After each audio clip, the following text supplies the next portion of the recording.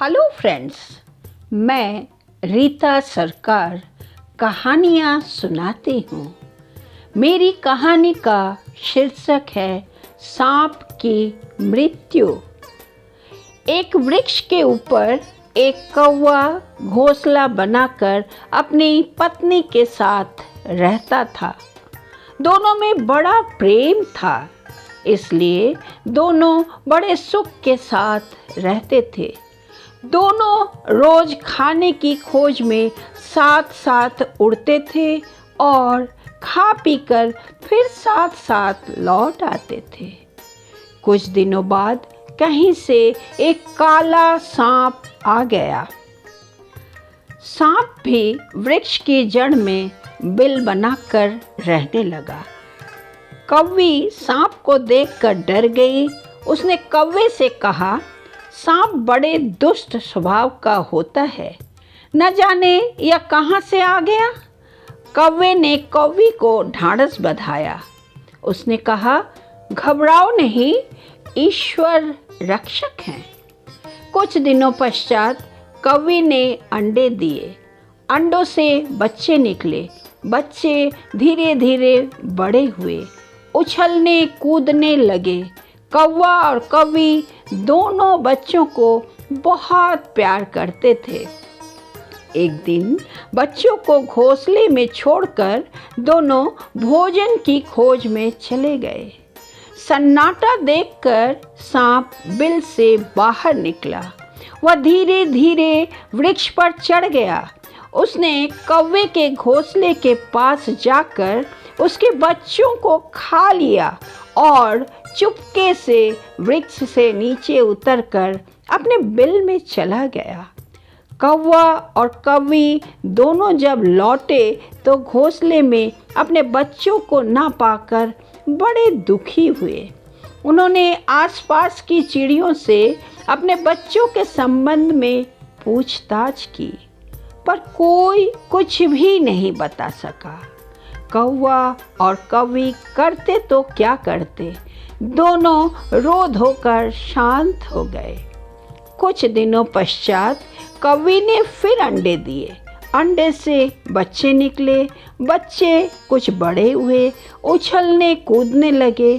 कौवा और कौवी ने परस्पर सलाह की, हमें अपने बच्चों को अकेला छोड़कर नहीं जाना चाहिए। दोनों में से एक को सदा घोंसले में रहना चाहिए। एक दिन कौवा भोजन की खोज में चला गया था। कौवी अपने बच्चों के पास घोंसले में थी।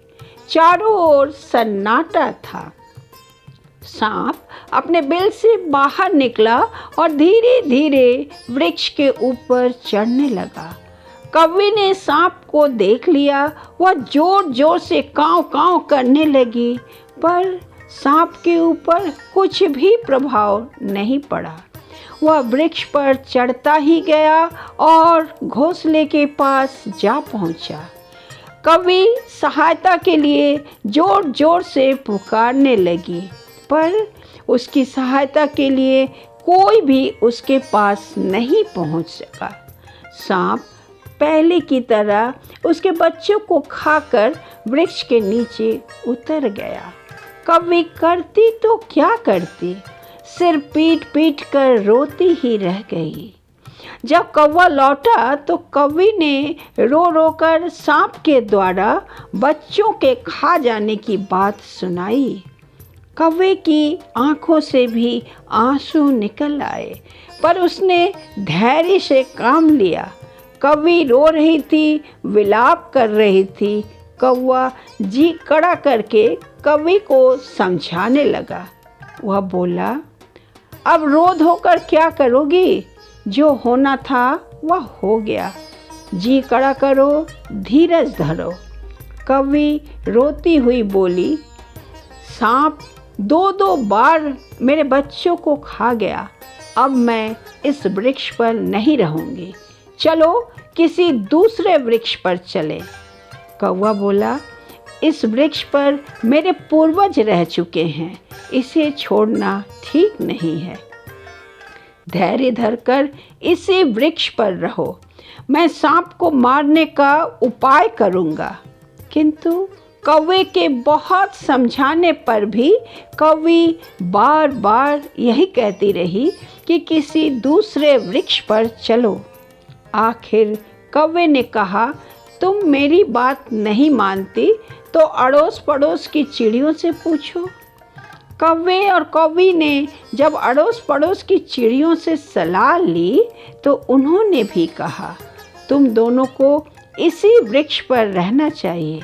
हम सभी मिलकर सांप का मुकाबला करेंगे। इतने पर भी कौवी के मन को शांति नहीं मिली। आखिर कौवा बोला, तुम्हें इस तरह संतोष नहीं होता तो चलो लोमड़ी मौसी के पास चले। वह सबसे अधिक बुद्धिमान है। वह जो कुछ कहे उसी के अनुसार हमें और तुम्हें काम करना चाहिए। कौवी लोमड़ी के पास जाने के लिए राजी हो गई। कौवी को लेकर कौवा लोमड़ी के पास गया। उसने लोमड़ी को सांप के द्वारा बच्चों के खा जाने की बात सुनाकर कहा, हम दोनों अब क्या करें? उसी वृक्ष पर रहें या उसे छोड़ दें? लोमड़ी सोचकर बोली, तुम दोनों कहीं मत जाओ, अपने घर में रहो। मैं तुम्हें एक ऐसा उपाय बता रही हूँ जिसके अनुसार काम करने से सांप को उसके पापों का दंड मिल जाएगा। पास के तालाब पर राजकुमारियाँ स्नान करने के लिए आती हैं। वे अपने गहने कपड़े उतार कर रख लेती हैं और स्नान करने के लिए पानी में घुस जाती हैं।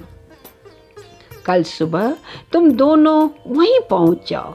राजकुमारियां जब अपने गहने रखकर पानी में घुसे तो तुम दोनों एक एक मोती की माला अपनी अपनी चोंच से उठाकर भाग चलो। इतने जोर जोर से बोलो कि नौकरों का ध्यान तुम दोनों की ओर खिंच जाए। वे मोती की माला के लिए तुम्हारा पीछा करेंगे। तुम दोनों मोती की माला लेकर अपने वृक्ष पर लौट जाओ और मालाओं को सांप के बिल में डालकर अपने घोंसले में जा बैठो। फिर देखो क्या होता है। कौवा और कौवी ने लोमड़ी की बात मान ली। दोनों ने दूसरे दिन वही किया जो लोमड़ी ने कहा था। दोनों काँव काँव करते हुए एक एक मोती की माला चोंच में उठाकर भाग चले। नौकरों ने उनका पीछा किया पर वे दोनों वृक्ष के नीचे पहुंचकर मालाओं को सांप के बिल में डालकर अपने घोंसले में जा बैठे। नौकर भी पीछा करते हुए वृक्ष के नीचे पहुँचे। उन्होंने वृक्ष की जड़ में बिल में मोतियों की माला देखी। नौकर मोतियों की माला को निकालने के लिए बिल को खोदने लगे। सांप बिल के भीतर बैठा हुआ था। वह छेड़छाड़ को सहन नहीं कर सका। फुफकार मारता हुआ बाहर निकल पड़ा। नौकर पहले तो डरकर भाग खड़े हुए, फिर सब ने मिलकर सांप का सामना किया। एक साथ बहुत से डंडे और तलवार पड़ने से सांप मर गया। कौवा और कौवी दोनों बड़े प्रसन्न हुए। उन्होंने लोमड़ी के पास जाकर उसे बहुत बहुत धन्यवाद दिया। लोमड़ी ने कहा, किसी भी दुष्ट से डरकर भागना नहीं चाहिए, बल्कि दुष्ट को दुष्टता से ही जीतने का प्रयत्न करना चाहिए। धन्यवाद।